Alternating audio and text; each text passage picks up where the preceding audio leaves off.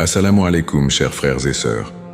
Dans la vie quotidienne, beaucoup de croyants peuvent se sentir vulnérables face aux forces invisibles, comme la sorcellerie et le mal.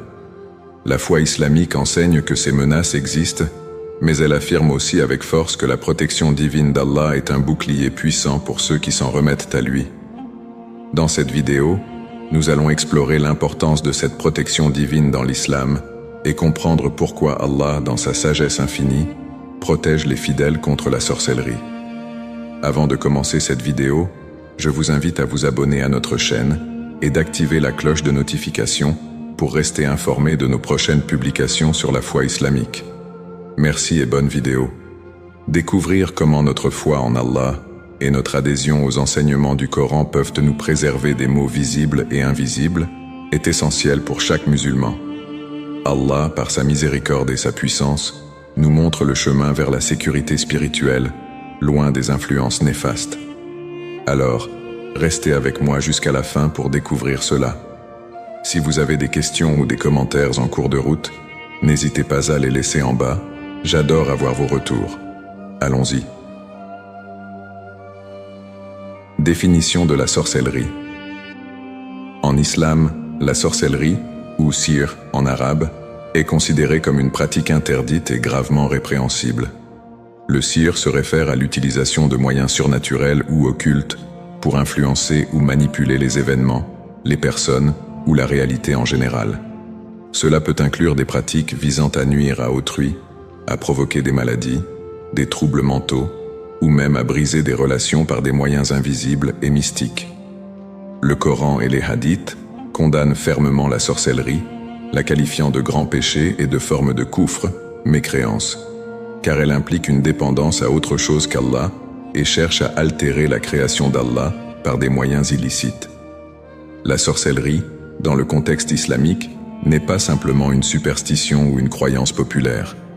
Elle est perçue comme une réalité existante, pratiquée par ceux qui cherchent à contrôler ou à détruire, souvent en collaborant avec les djinns, êtres invisibles créés par Allah, ou en faisant appel à des forces démoniaques. Le Coran mentionne explicitement la sorcellerie, notamment dans les versets de la sourate Al-Baqarah, où il est dit que les gens ont appris la sorcellerie pour causer la séparation entre un homme et sa femme, mais qu'ils ne peuvent nuire à personne sans la permission d'Allah. Coran 2, 102. Distinction entre sorcellerie et autres pratiques occultes. Il est important de distinguer la sorcellerie des autres pratiques occultes, qui peuvent également être répréhensibles dans l'islam, mais qui ne relèvent pas nécessairement du sihr. Parmi ces pratiques, on trouve la divination, l'astrologie et la magie blanche. Bien que ces pratiques soient également interdites, elles se distinguent de la sorcellerie par leur intention et leur méthode.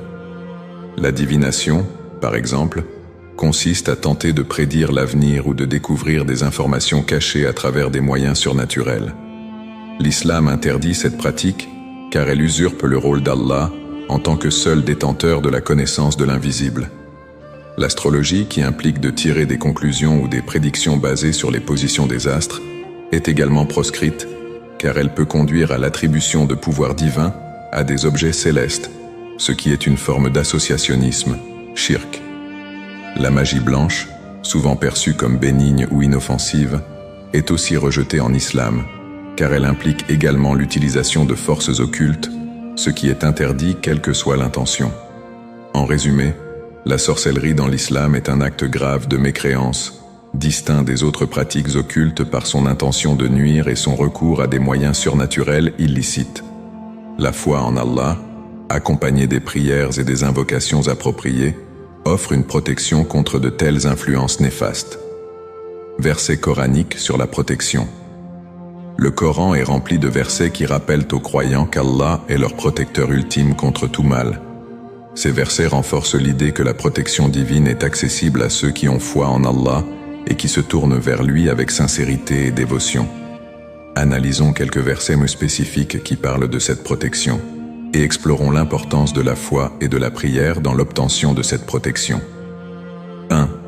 Sourate Al-Baqarah, verset 255, Ayat al-Kursi. Allah, pas de divinité digne d'adoration, sauf lui, le vivant, celui qui subsiste par lui-même, Al-Qayyum. Ni somnolence ni sommeil ne le saisissent. À lui appartient tout ce qui est dans les cieux et tout ce qui est sur la terre. Qui peut intercéder auprès de lui sans sa permission? Il connaît leur passé et leur futur. Et de sa science, il n'embrasse que ce qu'il veut. Son trône cursi déborde les cieux et la terre, dont la garde ne lui coûte aucune peine. Et il est le Très-Haut, le Très-Grand. Ce verset est l'un des plus puissants du Coran pour la protection. Il rappelle aux croyants qu'Allah est le seul protecteur et qu'il est omniscient et omnipotent. La récitation de ce verset est recommandée pour éloigner les mauvais esprits, les forces négatives et toute forme de sorcellerie.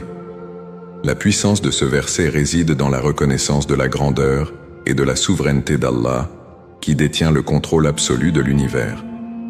Les croyants trouvent ainsi refuge en Allah, sachant qu'il n'y a rien qui échappe à son pouvoir. 2.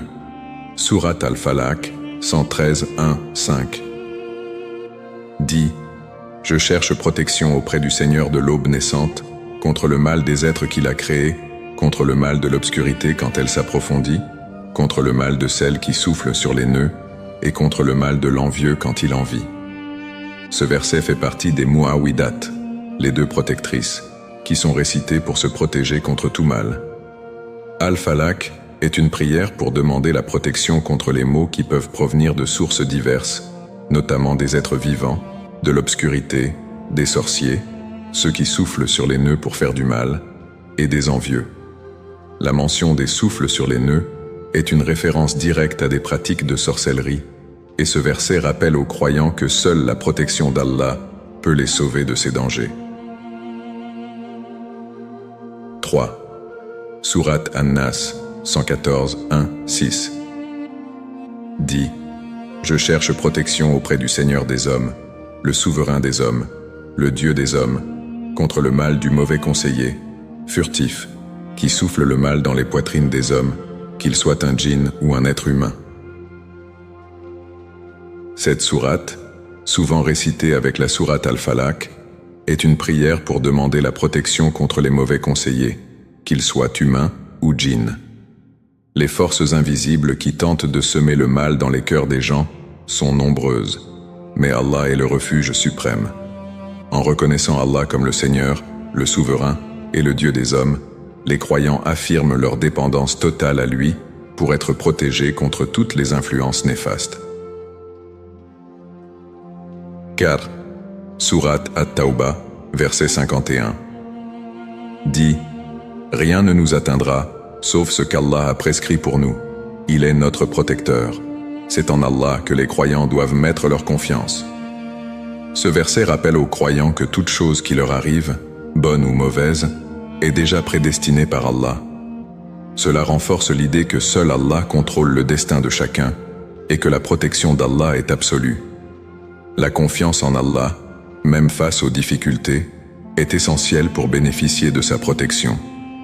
En s'en remettant totalement à Allah, les croyants se libèrent de la peur des forces du mal, y compris de la sorcellerie. Importance de la foi et de la prière dans cette protection. La protection d'Allah n'est pas automatique. Elle est liée à la foi sincère et à la pratique régulière de la prière. La foi en Allah, accompagnée par la conviction que tout pouvoir réside en lui, est une condition essentielle pour recevoir sa protection. Les croyants sont invités à renforcer leur foi par la lecture régulière du Coran, la récitation des versets de protection et la supplication.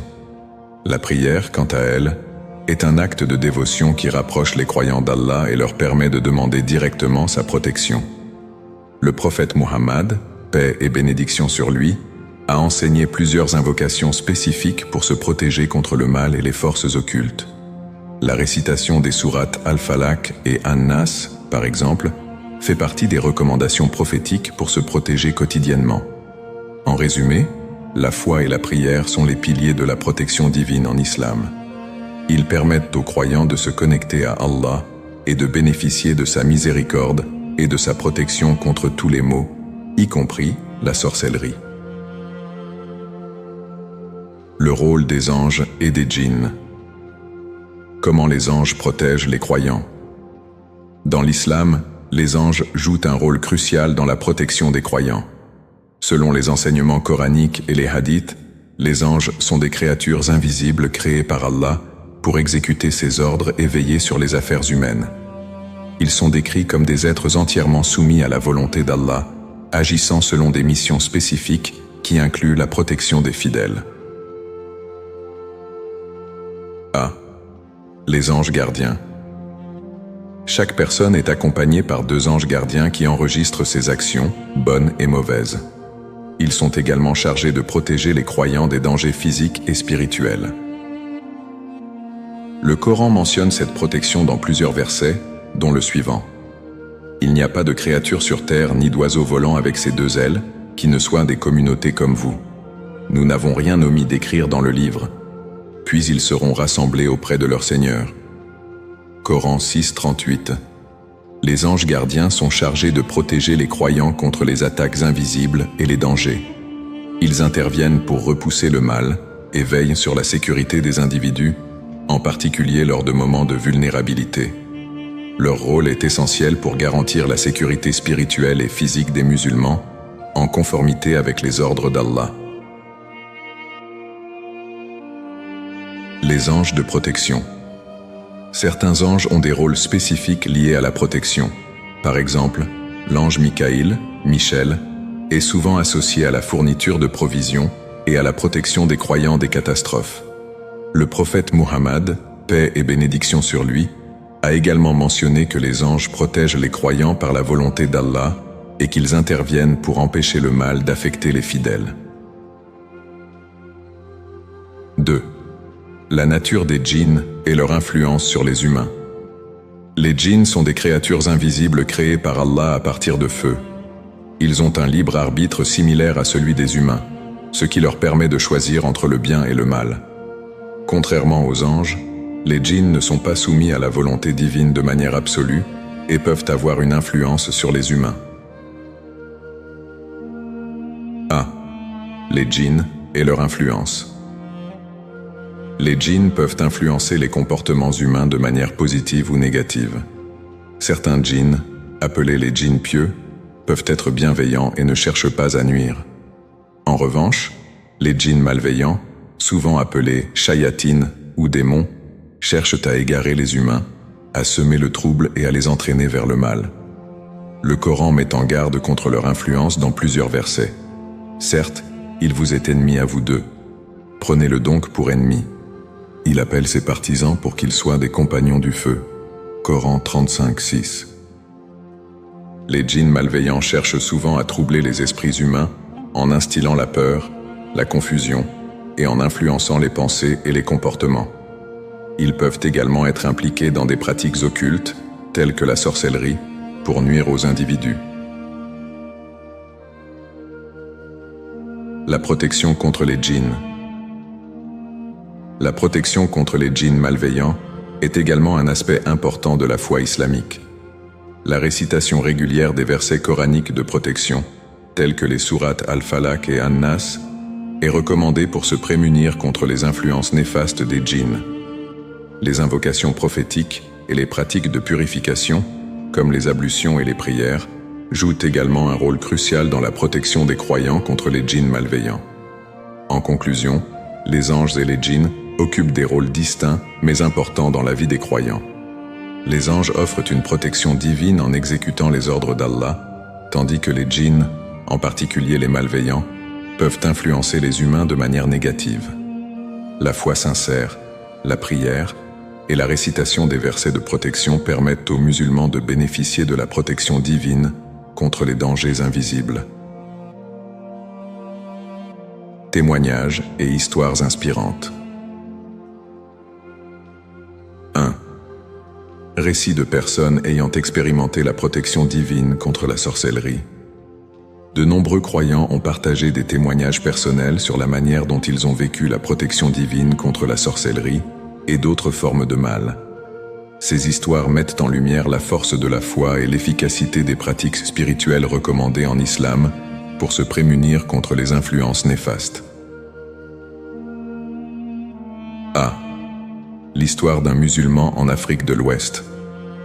Dans un village en Afrique de l'Ouest, un musulman pratiquant a découvert qu'il était la cible de sorts de sorcellerie lancés par des individus jaloux. Cette personne a commencé à pratiquer régulièrement les prières recommandées pour la protection, en particulier la récitation des sourates Al-Falaq et An-Nas avant de se coucher. Après quelques semaines, il a observé que les effets néfastes des sorts disparaissaient progressivement. Il a également remarqué que les situations adverses dans sa vie se résolvaient et que sa santé s'améliorait. Il attribue cette protection à la sincérité de sa foi et à la régularité de ses invocations. Petit, le cas d'une femme en Asie du Sud-Est. Une femme en Asie du Sud-Est a été confrontée à des attaques constantes d'un voisin qui pratiquait la sorcellerie pour lui nuire. Elle a commencé à suivre les conseils d'un érudit local, récitant les versets de protection du Coran et augmentant ses actes d'adoration. Elle a également cherché refuge auprès d'Allah en augmentant ses prières surérogatoires et en faisant des actes de charité. Peu à peu, elle a remarqué que les attaques diminuaient et qu'elle vivait en paix. Elle considère cette expérience comme un témoignage puissant de la protection d'Allah pour ceux qui maintiennent leur foi et leur piété. 2. Exemple de figures historiques ou religieuses. L'histoire islamique est riche en exemples de figures religieuses et historiques qui ont bénéficié de la protection divine contre la sorcellerie et les forces malveillantes grâce à leur foi inébranlable. A. Le prophète Muhammad, paix et bénédiction sur lui. Le prophète Muhammad, paix et bénédiction sur lui, a lui-même été la cible de diverses formes de sorcellerie. Un incident bien connu est celui où un sorcier juif, Labid bin al-Assam, a jeté des sorts pour nuire au prophète.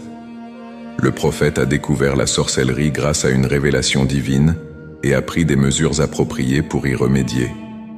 Ce récit est relaté dans le hadith et montre comment Allah a protégé le prophète contre les effets de la sorcellerie par la révélation du Coran. Les sourates Al-Falaq et An-Nas ont été révélées spécifiquement pour fournir des moyens de protection contre ces influences malveillantes. B. L'histoire de la compagne Aïcha, que Dieu l'agrée.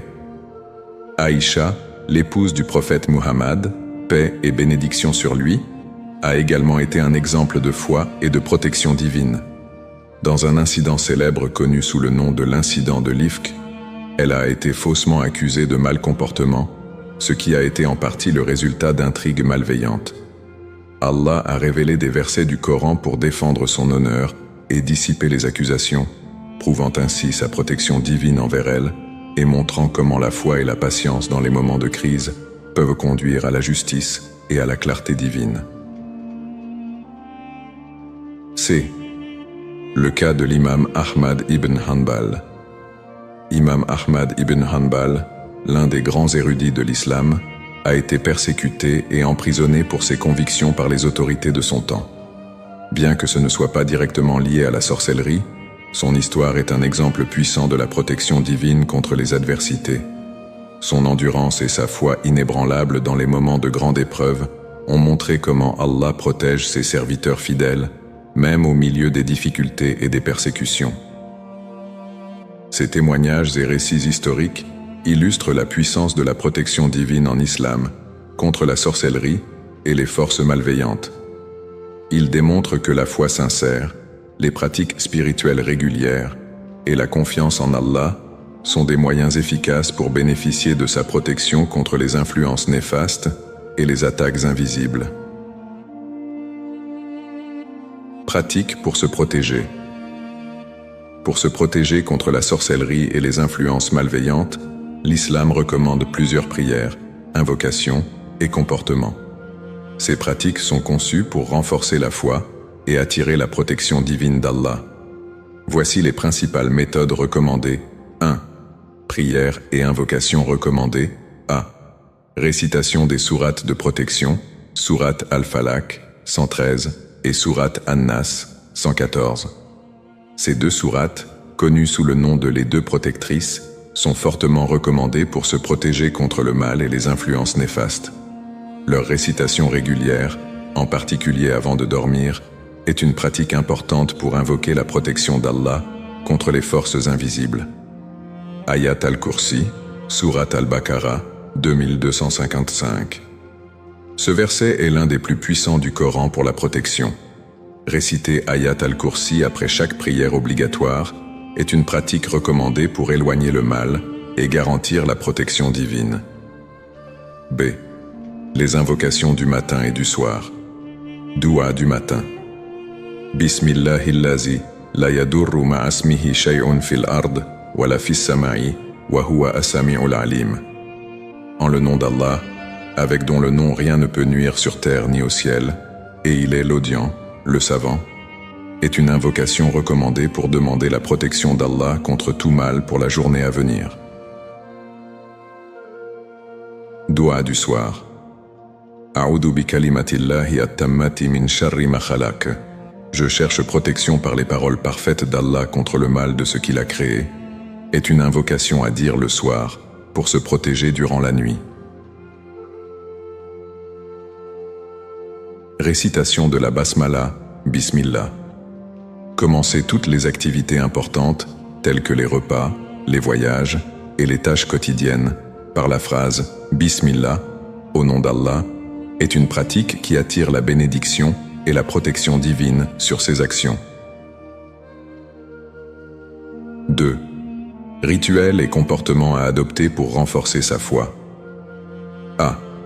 Renforcement de la foi. Pratique religieuse régulière.